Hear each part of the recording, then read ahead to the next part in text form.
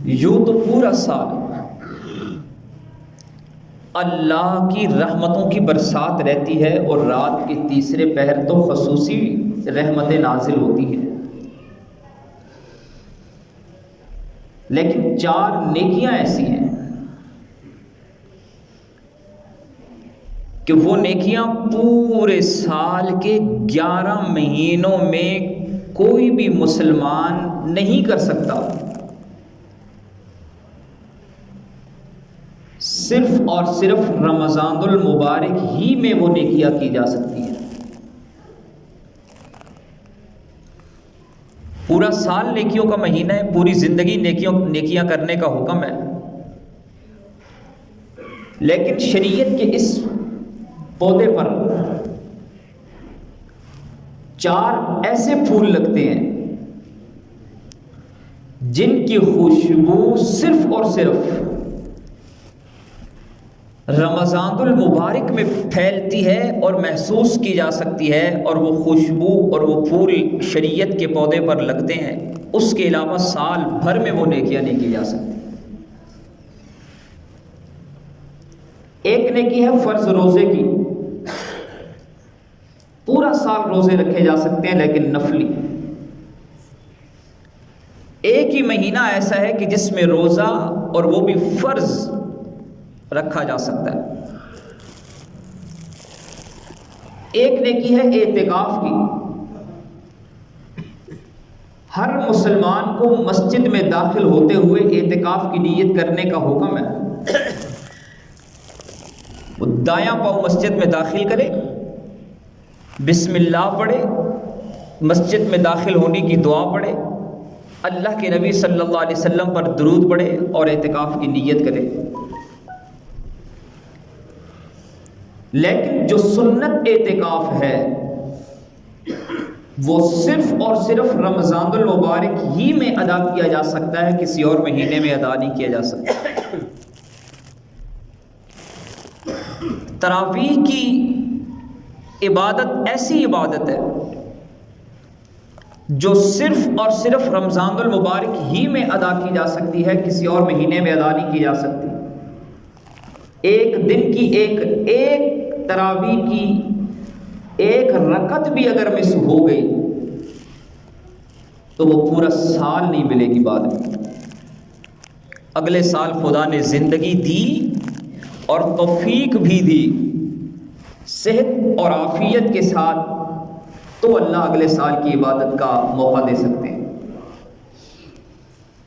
اور چوتھی عبادت ہے شب قدر کے حصول کی تلاش۔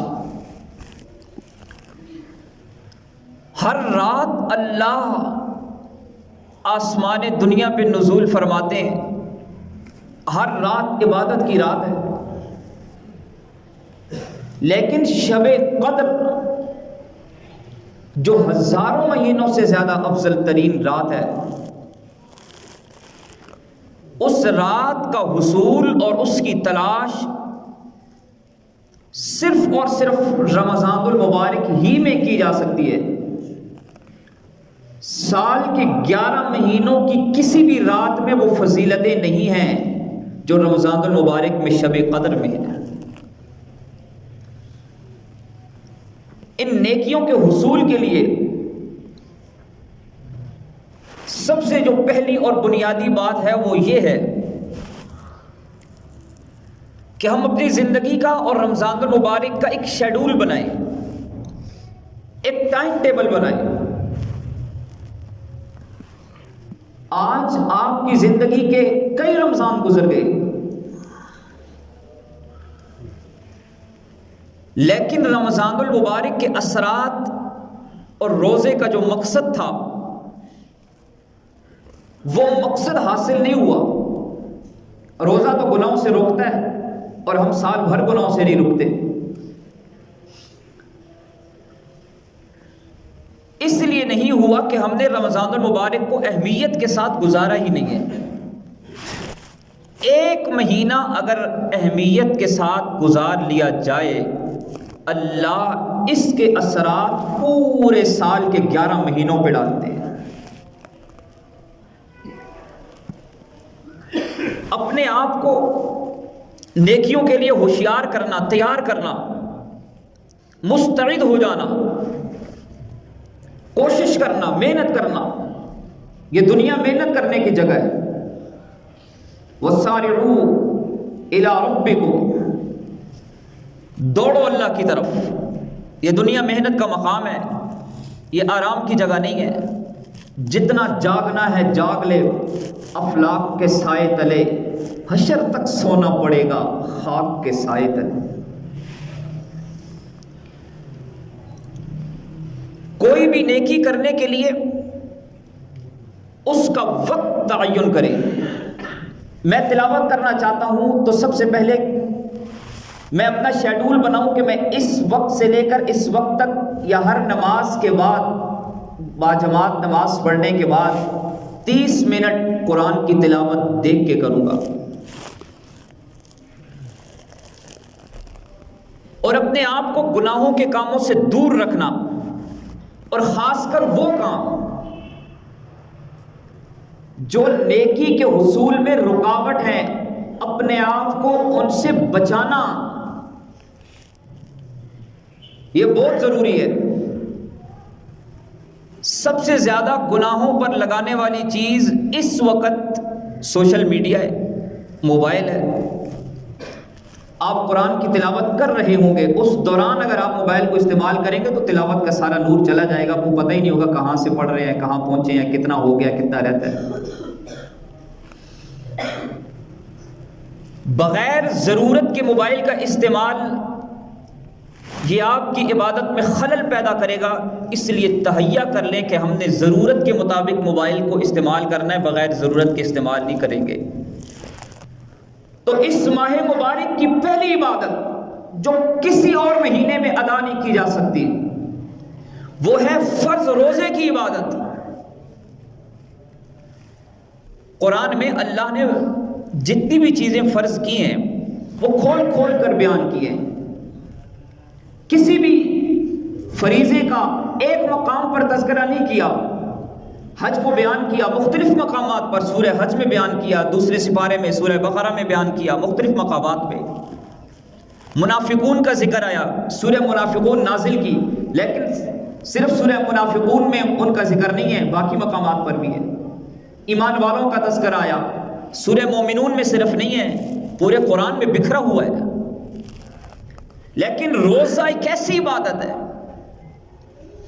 اللہ نے جب روزے کی فرضیت کو بیان کیا تو اللہ نے ایک ہی مقام پر روزے کی فضیلت اور حکمت اور حکم کو بیان کیا ہے، اکٹھا بیان کیا اور بڑے پیارے انداز میں فرمایا یا ایھا الذین آمنوا کتب علیکم الصیام کما کتب علی الذین من قبلکم لعلکم تتقون. اے ایمان والو، جو اللہ کے ساتھ رشتہ ہے ایمان کا، اللہ نے اس رشتے کو بیان فرما کر اس نسبت سے مخاطب کیا. کتب علیکم الصیام، تمہارے اوپر روزے فرض کر دیے گئے ہیں. ضروریات کو چھوڑ دینے کا نام روزہ ہے،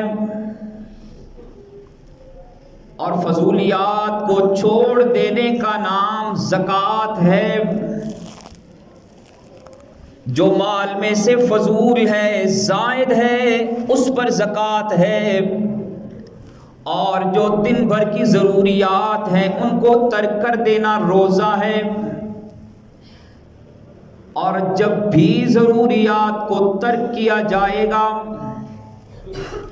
دل پر چوٹ پڑے گی.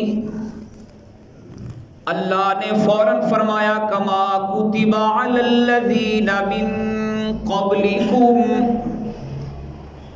یہ صرف تمہارے اوپر فرض نہیں ہے بلکہ تم سے پہلے جتنی بھی امتیں گزر چکی ان سب پر روزے فرض کیے گئے تھے.